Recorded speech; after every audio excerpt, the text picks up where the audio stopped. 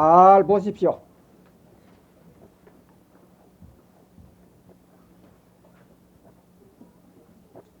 잘 보셨죠? 잘 들으세요. 잘 들으셨습니까? 이 주장자를 잘 보고 주장자 소리를 잘 들었다면은 이 보고 듣는 가운데서 알아차리셨다면은 오늘 법문은 잘 들으신 겁니다. 제가 오늘 주장자를 여러분에게 들어 보이고 소리를 들으라고 하는 여기에 어느 스님들은 어떠한 선의 특별한 뜻을 여기다가 부여하기도 합니다마는 저는 똑같은 주장자를 들어보이고 소리를 쳤을지언정 특별한 뜻을 부여하지 않습니다. 여러분이 주장자 보고 소리를 듣는 거기에 초점이 있는 줄 아셔야 됩니다.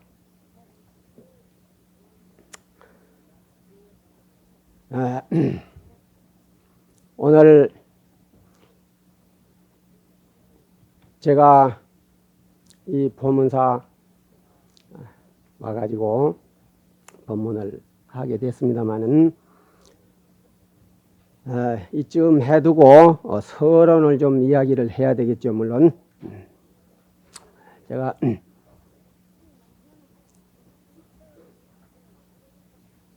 이 법문사 제가 몇 년 만에 왔는데 와보니까 완전히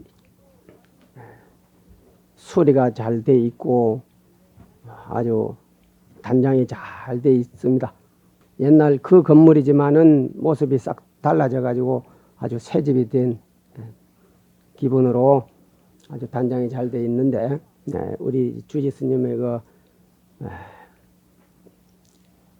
큰 은사 스님의 뜻을 받들어서 여러분들에게 부처님의 법을 펴려고 하는 그러한 큰 뜻이 한눈에 드러나 있었습니다. 제가 어디에 법문을 하러 다니는 사람도 아니고 법문을 또 할 줄도 모르는 사람입니다. 어느 스님들처럼 말주변도 없고 뭐 정진력도 없는 사람이 이렇게 주제넘게 이 서울 대도시에 와가지고 법문을 한다는 것이 내 주제에 좀 어긋난 것 같아서 사양을 했습니다마는 또 한편 생각하니까 제가 지금 주지 스님의 은사 스님이신 정진 스님하고 인연이 좀 있었습니다. 그래서 여기를 전에도 간혹 다녀간 적이 있습니다. 그래서 또 그 스님에게 신세도 많이 졌고 그래서 빚을 이번 차지에 빚을 조금이라도 갚을 수 있는 기회가 된다면은 좋겠다 싶어가지고 마지못해 승낙을 해가지고 오늘 이 자리에 여러분들과 같이 대하게 됐습니다. 잘 알고 계시겠습니다마는 전 주지 스님이신 지금 지범 스님의 은사 스님이신 정진 스님이야말로 요즘 말세에 육신보살로 살고 가신 분이다. 저는 그렇게 생각합니다. 제가 오다가 이야기 들어보니까 여기 스님들이 참 많이 초청되어 오셔가지고 법회를 많이 하셨다고 그러는데 오신 스님들마다 주지 스님 칭찬만 자꾸 하다가 보니까 처음에는 그것이 아주 좋게 들렸는데 오신 분들마다 너무나 칭찬을 많이 하니까 오히려 역으로 좋지 않게 들리더라 하는 그런 소리를 한다고 그래요. 그래서 그러나 오늘 저도 와서 보니까 칭찬을 안 할 수가 없네요. 주지 스님 해놓은 거 보니까 역시 칭찬을 안 할 수가 없어. 참 훌륭한 분이에요. 여러분들 큰 복입니다. 이것이 바로 이제 은사 스님의 덕화라서 은사 스님의 그 가르침을 받아가지고 이렇게 오늘 훌륭한 주지 스님이 탄생되지 않았나 생각하는데, 그럴수록에 지범 스님을 대하다 보니까 은사 스님이신 정진 스님의 생각이 더욱 간절해집니다. 제가 72년도에 범어사야 선원에 살 때에 처음 인연이 되었는데, 중대 가지고 오랫동안 있다가 늦게사 강원회를 들어가셨어요. 범어사 강원회, 이 정진 스님이 범어사 강원에 들어가셔가지고, 이모 그때 나이도 많고 성납도 높은데 강원에 들어가셔가지고 그 젊은 스님들 틈바구니에서 하심하고 그 사시는 모습이 그렇게 좋게 보입니다. 그 후로 줄곧 보살행을 하셨는데, 여기 오신 횟수는 제가 정확하게 모르겠습니다만은 여기 오셔가지고 그 재활은 법당을 다니면서 법회를 보고 군법당 할 것 없이 여러 환자만 봤다 하면은 참 내가 전체를 다 줘서라도 그 병을 고쳐주고 싶어하는 그러한 심정으로 아주 병자들을 그리 많이 보살피고, 공부하다가 몸이 불편한 스님들을 만나면은 그저 절 살림할 것 걱정 안 하고 있는 대로 다 그냥 그 스님 약해주고 현금으로 막 약값 주고 이렇게 하다 보니까, 아마 정진 스님 계실 때는 이 집 좀 수리할 여가가 없었을 겁니다. 그래가지고 와보면 항상 집이 손댈 때가 많은데, 언제 남 주다 보니까 뭐 집 수리할 여가가 없었죠. 그래가지고 낡은 상태로 그대로 살아왔었는데, 이런 훌륭한 스님이었습니다. 그런데 제가 한 번씩 오면은 수자들이 뭐 돈이 그렇게 필요한 것도 아닌데 여비를 너무나 듬쓱듬쓱 많이 주니까 부담스러워 가지고 못 오겠습니다. 오히려 그래가지고 한 번씩 오려면은 몇 번 망설여 가지고 오게 됐어요. 그런데 한 번은 제가 토굴살이 할 때 와가지고 하룻밤 쉬어간 적이 있는데, 가고 나서 보니까 서랍에다가 수패를 다 준비해가지고 와서 내 몰래 살짝이 넣어놓고 갔더라고. 이렇게 사신 분입니다. 그래서 그러한 인연도 있고 그래가지고 제가 그 참 정진 스님의 은혜에 보답하는 생각으로 오늘 이렇게 왔습니다마는, 여러분들에게 뭐 어떤 좀 충족될 만한 어떤 그런 이야기가 될런지 모르겠어요. 원래 이제 오늘 법회가 선사 스님들을 초청해 가지고 이제 선법문 위주로 돼야 되는데, 선법문이라 하면은 사실 직접적으로 선을 하는 사람들을 상대해서 하는 법문이 되어야 되겠죠. 그래서 요즘에 스님들뿐 아니고 우리 신도님들 중에도 선에 관심을 가지고 선을 많이 하고 계신 걸로 알고 있습니다. 그래서 오늘 이 자리에 오신 분들이 다 선을 직접 하신 분들이라고 생각하고 제가 이야기를 합니다. 우리가 조사 스님들 법문을 보나 또 현재 스님들 법문하고 있는 내용을 보면은, 우리 조사 스님들 법문은 우리가 깨닫지 못했기 때문에 알 수 없는 어려운 내용들을 많이 말씀하시죠. 직접 내가 깨달아 가지고 그 경지에 들어가 보지 않고는 이해가 될 수 없는 어떤 그러한 법문들이 우리 선사들의 법문입니다. 그런데 선법문 하면은 꼭 그런 식으로만 해야 된다라고 생각하고 있는 것 같아요. 그러나 저는 이 틀을 깨야 된다고 생각하는 사람 중에 하나입니다. 요즘 시대에는 좀 쉽게 직접 부처님 경전을 보니까 누가 봐도 누가 들어도 이해할 수 있는 내용으로 말씀이 돼 있지 그렇게 어렵게 돼 있지 않더라고요. 그래서 저는 어디 법회를 다니지도 않습니다만은 이야기를 한다면은 좀 쉽게 이해할 수 있는 내용으로 해야 된다라고 생각하는 사람이기 때문에 조금 전에 제가 시작하면서 주장자를 들어 보이는 것도 주장자를 치는 것도 여러분들이 드는 모습을 보고 치는 소리를 듣는 거기에다가 초점을 맞추라고 하는 겁니다. 그런 말들 많이 들어봤죠? 마음이 부처다. 마음이 부처다. 그런 이야기 많이 들었죠? 무엇이 보고 무엇이 듣습니까? 우리 마음이 듣고 마음이 보잖아요.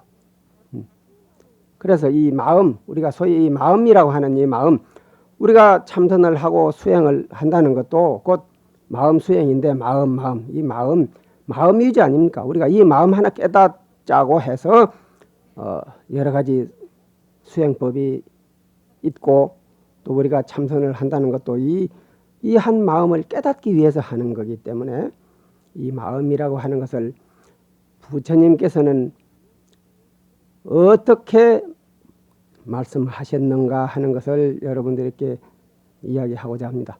그래서 우리가 화두 참선을 해도 이것을 확실하게 알고 해야 되겠더라. 제 경험상으로 봐서 모르는 상태에서 그냥 무턱대고 하는 것보다는 알고 해야 되겠더라 하는 그런 제 경험으로 봐서 저는 이 마음이라고 하는 것을 부처님의 말씀을 빌려서 좀 이해를 시켜드리고자 합니다. 금강경에 보면은 과거심도 현재심도 미래심도 다 불가득이라고 그랬죠. 더 잡을 수가 없다 그랬습니다. 왜 그랬을까? 왜 우리의 이 마음을 과거심도 현재심도 미래심도 불가득이라고 했을까? 이것이 아마 이해될 겁니다. 이야기 듣다 보면은. 그래서 어느 곳에서 어떠한 행위를 하든 우리는 이 현재심에다가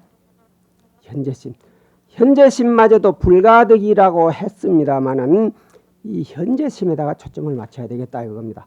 제가 볼 때 현재심, 이 현 순간 현재심 이거 하나를 이거는 아무것도 없습니다. 마음을 떠나서 부처가 따로 없다라고 한 것이 바로 그 도리입니다. 그래서 보고 듣는 가운데에 바로 알아차렸다면은 오늘 법문 잘 들었다고 하는 거예요. 그래서 중국의 영명 연수선사 같은 그 훌륭한 스님도 그렇게 말씀하셨습니다. 공부를 하는데 기특한 법이 따로 없다. 기특한 무슨 법이 따로 없다는 거예요. 우리 선사 스님들은 무엇을 하나 특별한 것을 따로 자꾸 내세우려고 한단 말이에요. 내가 볼 때 부처님 공부는 부처님 법은 무엇을 내세우는 공부가 아니라 내세웠다 하면 안 되는 거야. 이거는 뭘 내세울 게 있습니까? 아무것도 없습니다. 현 순간 여러분들이 내 모습을 보고 내 소리를 듣는 이거 떠나서는 아무것도 없습니다. 이걸 잘 살피셔야 됩니다.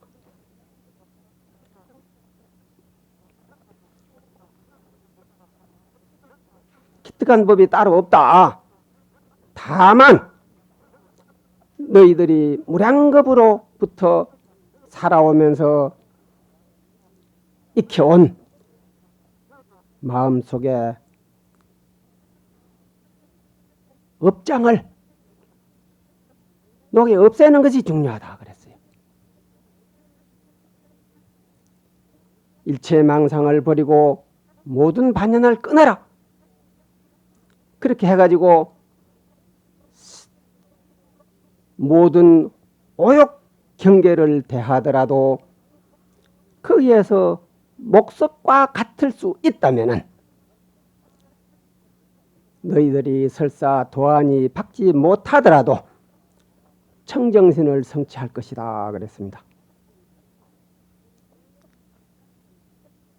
이 뒤로도 많이 말씀이 이어졌습니다마는 여기까지만 인용하도록 하고, 우리가 지금 우리 공부를 방해하는 것이 뭡니까? 전부 과거에 살아오면서 익혀놓은 어떤 우리가 소위 쉽게 말하는 이 업노름을 쉬지 못해가지고 우리 공부를 성취하지 못하고 있지 않습니까? 그래서 오직 그 업장 소멸시키는 데에 중점을 두고 노력하라 그겁니다. 그 업장만 다 소멸돼 버리면은 된다는 거예요. 그래서 우리가 사실 여러 가지 수행법이 있습니다마는 염불해라, 기도해라, 뭐 주력해라, 참선해라, 가지가지 방법들이 많이 있죠. 이게 이제 쉽게 말해서 우리 마음 깨닫는 법, 마음 밝히는 법 이렇게 했지만은 바꿔 말하면은 업장 소멸시키는 방법이라고 할 수가 있는 겁니다. 그래서 이 업장을 소멸시키는 데에 여러 가지 그러한 방법을 만들어 놓은 거죠. 그런데 제가 부처님의 경전을 직접 좀 열람해 보니까 부처님께서는 어디에다가 중점을 두고 말씀을 하셨는가 하면은 견해를 바르게 가질 수 있는 데다가 중점을 두고 법문을 하셨어요. 견해를 바르게. 그래 팔정도에도 정견이 먼저 나옵니다. 여기서 말하는 견해라고 하는 것은 모든 것이 다 포함되겠습니다마는 모든 것을 연기적 현상으로 볼 수 있는 견해. 연기. 부처님은 말씀을 전부 종합해 놓은 게 팔만대전경이라고 하는 많은 경전이 있습니다마는 그 가운데 가장 핵심적인 내용을 뭐라고 그럽니까? 삼법인 그러죠? 삼법인 세 가지 법의 도장이다 이 말이야. 우리가 인감도장을 한번 칵 찍어 놓으면은 어디에 가서든지 지금 변동을 할 수가 없는 것 아닙니까? 요즘 법에서도 그래서 인감도장 칵 찍은 것처럼 각자 내 인감도장이 안 찍히면 뭐가 안 되잖아요. 서류상으로. 그것처럼 변할 수 없는 법의 도장이란 말이야. 법의 도장. 법인이라 그래서 법법대 도장이자. 그게 이제 다시 쉽게 풀면은 가장 부처님 말씀 중에 가장 핵심적인 내용이다. 그렇게도 말할 수 있는 겁니다. 삼법인 다 아시잖아요. 뭐다. 삼법인. 예? 재행무상, 재법무와 일체계고 세 가지입니다. 그런데 재행무상 제법무화가 따로따로가 아니고 전부가 하나의 연기적 현상으로 설명되어 있습니다. 연기. 그래서 이 연기를 보는 자 법을 본다, 연기를 보는 자 나를 본다라고 부처님께서 말씀하셨습니다. 이것이 가장 핵심 내용이기 때문에 부처님께서 우리 경전 보면은 처음에 6년 고행을 끝내고 다시 보리수하에 앉아서 정진하시다가 깨달았다고 했지 않습니까? 거기에 내용을 보면은 연기를 깨달았다고 그랬습니다. 연기. 그래서 요 근년에 어느 스님들이 그 문제를 제기하기를 부처님께서 깨달으신 내용은 연기라고 했는데 왜 우리 선종에서는 마음 깨달으라고 하느냐 하는 문제를 제시했다고 하는데 똑같은 내용입니다. 부처님께서 깨달은 연기돌이 다르고 우리 선종에서 내세우는 마음 깨닫는 법이 다른 게 아닙니다. 제가 볼 때는. 왜? 연기를 깨달은 것이 뭡니까? 뭐가 연기를 깨달아? 우리 내나 마음이 깨닫잖아. 마음. 그렇기 때문에 선종에서는 오직 일심만 깨달으라고 우리 오직 이 한 마음을 깨달으라고 권한 거고 부처님께서는 그 연기를 깨달았다고 했는데 처음에 녹야원에 법을 펴러 나오셔가지고 제일 처음에 교진여등 5비구를 제자를 만들었지 않습니까? 그분들에게 설법한 내용이 뭡니까? 고집, 멸도, 사성제 다 공부하셨죠? 뭐다? 사성. 이것이 곧 연기를 설명한 겁니다. 이게 그걸 알아야 돼요. 고와 집은 뭡니까? 부처님께서는 이 현상계를 우리들처럼 즐거운 것으로 보지 않고 괴로움으로 보라고 그랬거든. 괴로움.